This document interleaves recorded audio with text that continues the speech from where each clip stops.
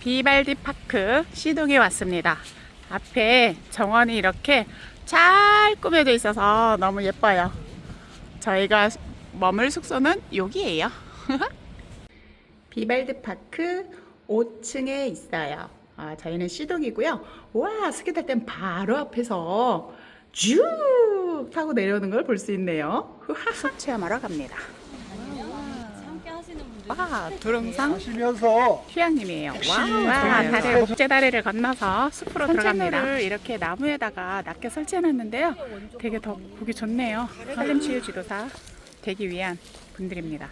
환경 지표식물이에요. 이 나무가 살 수 없는 곳은 사도 모른다. 여 밑에 계곡에 도룡령이랑 가재 있답니다. 이야, 그렇군요. 제주의 식물들과 많이 다릅니다.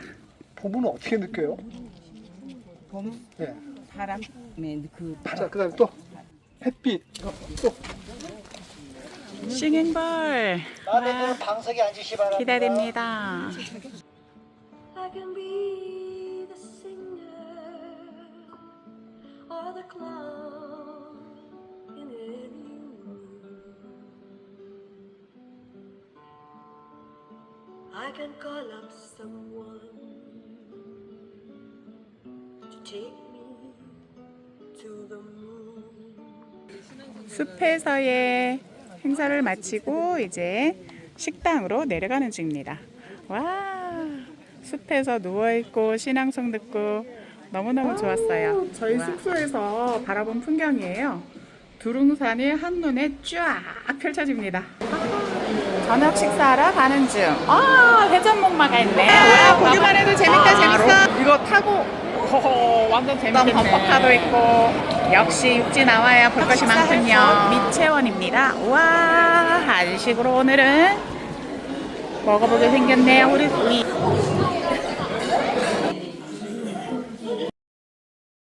꿀짝의 다람쥐가 이 두릉산에 살고 있네요. 하하, 안녕. 잣을 찾아, 잣. 잣.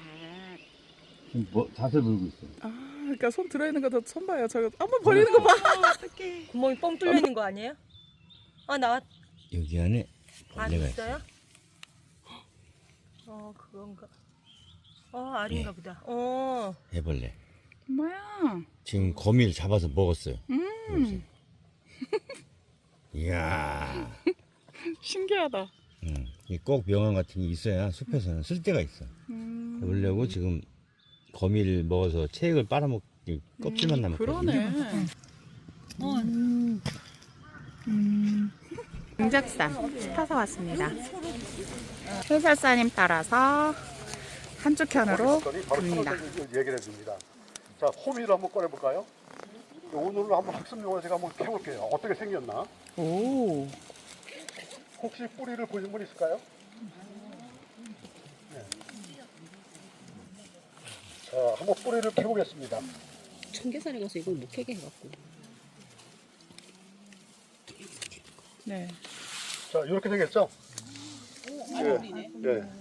자, 근데 이름에서는 현자, 거물 현자라고 되어 있는데 얘는 노래, 그죠? 그걸 말하면 중국이 그 대륙이 상당히 넓잖아요, 그죠? 그럼 변방 국가의 그 기후라든가 토양에 따라 색깔이 변합니다. 처음에 발견했을 때는 이게 검정색이기 때문에 검정색. 그렇기 때문에 검을 현자 썼던 거예요. 요게 이제 이 소금에 절여가지고 촉촉하게 썰어서 이제 편을 만들어가지고 소금에 뿌려가지고 볶습니다. 그래서 이게 볶아가지고 진경 효과가 있어요. 상당히 좋은 약재입니다, 이게. 특히 또 산통에도 상당히 좋은 약재고. 산통? 그래서 이게 상당히 좋아요. 근데 요건 이제 작은데 뿌리가 크면은 좀 큽니다, 이게. 그래서 이걸 현호색이라고 하는 노루발이라고 하죠, 노루발. 노루발 또 노루발풀이라고 하는데, 요것도 상당히 이 식물이 침엽수림 밑에서도 살아가는 그런 식물 중에 하나입니다. 대부분 우리가 침엽수림 밑에서 살아갈 수 있는 게 한정되어 있죠. 대표적인 게 맹문동, 맹문동이라든가 바로 이겁니다, 노루발. 이거를 이제 한방에서 녹수초라고 해요. 녹수초라고 하는 거는 녹자가 사슴녹자예요. 사슴녹자에 숫자는 무슨 숫자 썼을까요? 바로 목숨 숫자입니다. 그래서 상당히 좋은 약재인데 이런 것도 앞으로다 약용식물로 갖고 와서 갖는 거예요. 그 서울하고 한 10일 정도 차이가 날 거예요. 그 개나리를 선택한 이유가 뭘까 찾아봤어요. 근데 꽃이 보면은 이제 그 노랗잖아요, 그죠? 네. 그 아이들도 좋아하고 일반인들 상당히 좋아하고 봄에 일찍 피는 꽃 이렇게 알려졌는데 중요한 것은 이 나무의 열매입니다. 여러분들 혹시 개나리 열매를 보신 분 있나요? 아니요. 보셨어요? 한 번밖에 없나요? 개나리에도 열매가 있죠, 그죠? 모든 식물은 번식을 하기 위해서는 꽃을 피워야 되고 꽃을 피우는 건 열매를 맺기 위함이죠, 그죠? 근데 우리가 예쁜 꽃을 보기 위해서 나무를 심다 보니까 이 순나무, 암수가 따로 있습니다. 순나무는 꽃이 진해요. 암나무는 연합니다. 그러니까 예쁜 꽃을 심기 위해서는 순나무를 갖다 삽목을 하는 거죠. 그러다 보니까 암나무가 없으면 열매를 맺힐 수가 없는 거죠. 꽃은 피우지만. 그래서 암수가 같이 있게 되면 열매가 맺힙니다. 그걸 연교라고 해요. 연교.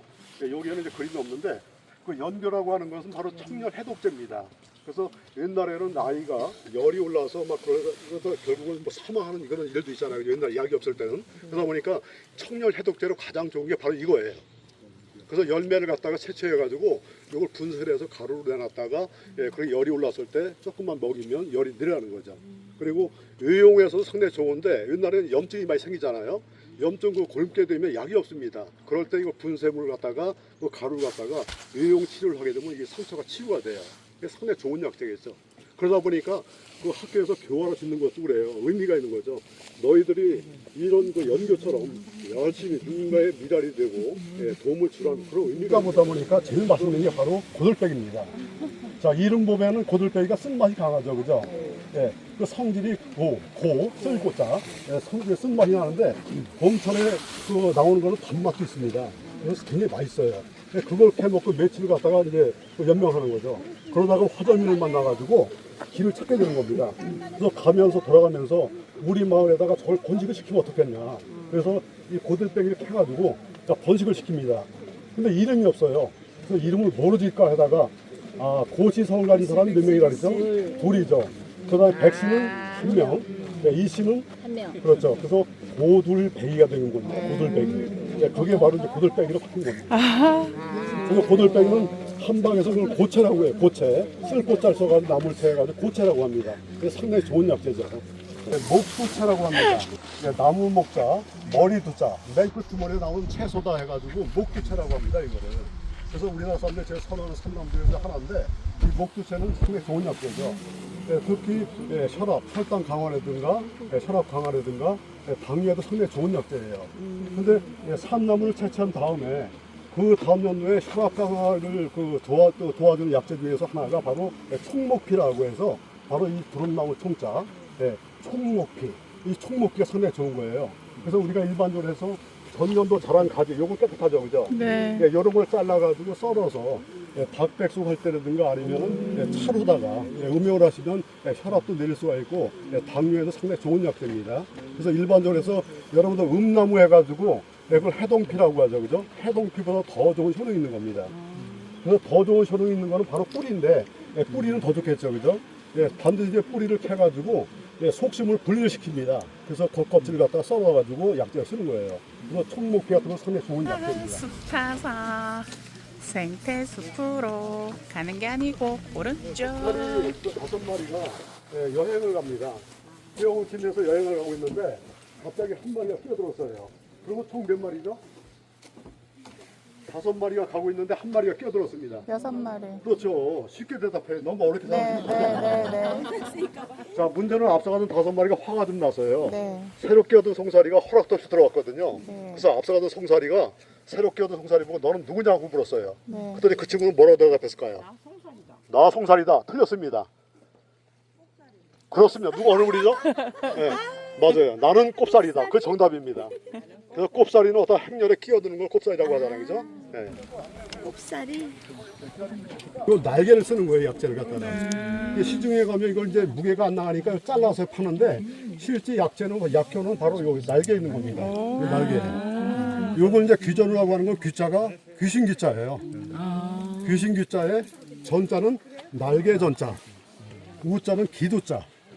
그래서 이 귀전우는 이제 유장에도 상당히 좋은 약재예요. 그래서 봄철에 이유가 허약한 분들은 이거 다 국을 끓이거나 삼나물로다가 아, 국도 끓여요. 그래서 이걸 다 혼잎나물이라고 그래요 대부분들이.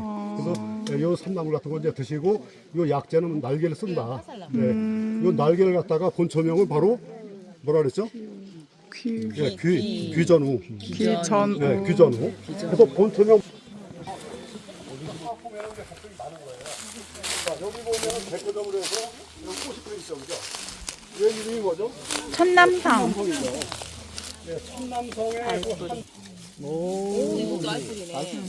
자, 이렇게 돼 있다. 지금은 요게 처음에 봄철에는 만들어내요. 그다음 두부를 갖다가 잔뿌리를 제거한 다음에 잔뿌리 제거한 다음에 요 덩이를 갖다가 요 이제 그 이동반수 백반이죠, 백반. 그 물에다 집어넣게 되면 이제 거피가 되는 거예요. 요게 상당히 좋은 약재예요. 그래서 이 신농 본청에 보면은 요게 하품에 기록이 되어 있습니다. 그래서 동의보험에도 이거는 이제 식물명 이름이나 본청명 이름이 같으니까 뭐 이럴 필요도 없겠죠. 그죠? 천남성. 씨앗이 톡 쏘는 맛이 있어요. 그건 뭐냐면 배설을 도와주는 거예요. 새들이 먹고 가서 배설이 돼야지만 나올 거 아니에요. 그죠? 새는 장이 짧아요. 그죠? 짧기 때문에 빨리 배설도 되지만 그 효능 때문에 빨리 배설하게 되어 있는 거예요.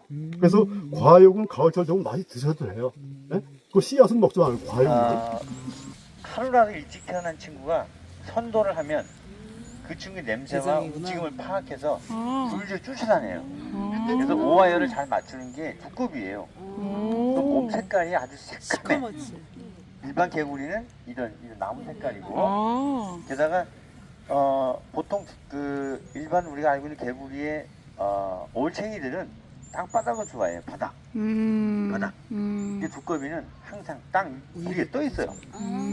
이런 차이가 있어서 올챙이하고 두꺼비는 그 명확하게 구분해야 되고, 또 두꺼비는 어떤 경우도 유혹적인 그 물질을 갖다 던져놔도 안 먹고 지나갑니다. 근데 일반 올챙이는 에이스 뿌려놓으면 에이스가 싹 모여들어요. 한마디로 그 공격에 되게 취약해요. 그러다 보니까 이제 두꺼비 올챙이가 생존율이 약 40% 가까이 되고, 일반 올챙이는 포식자한테 잡히는 게 거의 70%가 넘어요. 그래서 자연적으로 사망하는 그 사망 개체인 그 비율을 보면 유사하지만, 그런 경우가 아니라면 두꺼비 올챙이가 일반 올챙이보다 생존율이 약 4배 이상 높습니다. 여기다가 독이 많고 그 부포톡신이 많아서 이제 잘못 만지거나 그 개구리 올챙이를 아니면 그 개구리 알을 잘못 드시면 되게 현장에서 돌아가시기도 해요. 그런 것 때문에 이제 올챙이를 잘못 만지는 것은 아주 위험한 거예요. 어제 제가 잠깐 얘기해서 말했잖아요, 개구리에 대해서. 네. 자, 밥을 어떻게 먹었죠, 아침에? 위에 앉아서 그건 나는 모르지롱. 어떻게 삼길까요? 예? 개구리는 밥을 눈알로 먹어요. 눈알로. 눈알을 꾹꾹 해가지고 여기에. 이게 바로 개구리가 밥을 먹는 요령이에요. 근데 그런 그 개구리의 식사법에 대해서 양소리 학자들이 잘 모르고 있었어요. 황당한 거야. 그걸 알아낸 것도 그 고속 촬영을 하는 그 내셔널 지오그래피 팀이 알아내. 학자들은 모르고 있던 거를. 그래서 이제 우리가 밥 먹을 때 눈을 깜빡깜빡하는 친구는 조상이 개구리예요. 개구리. 아, 웃겨. 누구? 김수로왕이 뭐 김할지, 해부르왕들이 전부 이 인간이 아닌 동물로부터 기원된 조상을 갖고 있다고 기록이 됐잖아요. 이게 식사할 때 자식을 잘 봐야 돼. 예, 우리 친가가 아닌 외가에는 개구리가 선조일 수 있으니까. 또 개구리는 여러분 그 귀 어디 있어요? 귀 어디 연결돼 있을까요? 귀 연결이 어디 돼 있을까요? 귀? 여기 뭐. 뇌로 연결돼 있어요. 네. 여러분의 귀 고막은 뇌로 연결돼 있거든요. 그래서 내가 이제 소리를 듣고 그걸 알아채요. 근데 개구리의 귀는 어디로 연결돼 있을까요? 바로 폐로 연결돼 있어요. 폐. 속에 빈 폐를 연결시켜서 진동을 가장 빨리 느껴요. 그래서 숲에 다닐 때는 절대로 이렇게 그러면 안 돼. 이렇게. 그래야만 건강도 증진하고 땅도 덜 밟고 풀도 안 죽이며 종자가 싹이 날 때 내가 밟는 면적을 줄이는 거예요. 이게 숲의 예의야. 숲에서의 가장 큰 뼈대나 철학은 관계를 이해하게 하는 거예요. 저 친구가 이 자연계에서 어떤 관계를 나한테 만들어주는가? 나무는 왜 우리에게 관계가 형성되어 있나? 왜 우리가 나무 옆에다가 사람 인자를 붙여서 쉴 숫자를 쓸까요? 왜 우리가 사람을 나무에다가 기댄 게 그 쉴 숫자예요. 부드러운 풀 위에다가 사람을 붙이지 않고 풀밭은 쉴 수가 없어요. 따가워요. 뱀도 많아. 벌레도 많아요. 다 쳐다봐. 화내요. 눈도 불편해. 근데 나무숲은 나무가 우리를 받아주고 공간이 넓어 있고 그늘이 있고 바람 잘 통합니다. 벌레도 없어요. 그게 우리가 쉴 수 있는 공간을 만드는 나무의 덕이거든요. 이런 거를 깊이 있게 들여다보면 이름이 중요한 게 아니고 여기 있는 나무는 이 나뭇잎을 깔아서 우리에게 뭘 줬고 이 나뭇잎은 도대체 뭘 하고 있나. 제가 나뭇잎한테 아침마다 하는 일이 있어요. 수도꼭지 딱 틀어가지고 떨어진 나뭇잎에 쭉 뿌려줘요. 나뭇잎이 너무 좋아해. 왜? 날아가지 않고 그 자리에 있거든요. 그러면 그 나뭇잎이 하는 일이 땅에서 증발된 물을 받아가지고 1급수로 전환해서 그대로 똑똑 땅으로 떨어져줘요. 나뭇잎이 덮여있는, 넓은 잎이 덮여있는 숲은 땅바닥의 표면에 1급수가 물이 층이 만들어집니다. 증발돼서. 근데 이 소나무 같으면 이 속에 있는 물은 최하 1.5에서 2급수 이하예요. 왜죠? 끊임없이 먼지를 만나. 소나무가 있는 곳은 사실은 수질이 악화되는 기본적인 특성이 있어요. 우리나라에 소나무 학자들이 되게 많거든요. 엄밀하게 말하면 계곡물을 더럽게 만들고자 하는 게 소나무를 심는 거예요. 근데 이 친구들 어디 많이 살까? 소나무가 능선. 능선. 바람 불고 춥고 건조하고 진짜 뭐 겨울에는 막 얼어 죽을 것 같은 이런 곳에 사는 게 소나무예요. 거기는 넓은 나무가 못 살아. 그리고 거기는 가랑잎이 모여있지도 않아요. 어디로 갈까요? 계곡으로 가요. 소나무는 원래 태생지가 우리 주먹을 쥐면 이렇게 나하고 한 게예요. 주먹에 볼록볼록 나오는데 길게 뻗어진 뼈에만 소나무가 살아요. 그 나머지 울퉁불퉁한 그 계곡 같은 곳에는 넓은 잎 나무가 살기 때문에 거기에 깨끗한 물이 만들어서 계속 흘러나가는 거예요. 그 오대산이 우리나라에서 가장 깨끗한 표면수를 만드는 이유가 침묘수가 거의 없습니다. 어디에만 있어요? 절토 주변에만 전나무가 살아요. 지리산도 침묘수가 많거든요. 근데 그런 관계를 이해해야 숲을 뭘 가지고 키울지, 어떤 나무를 도입할지 이런 게 좀 정해지는 거예요.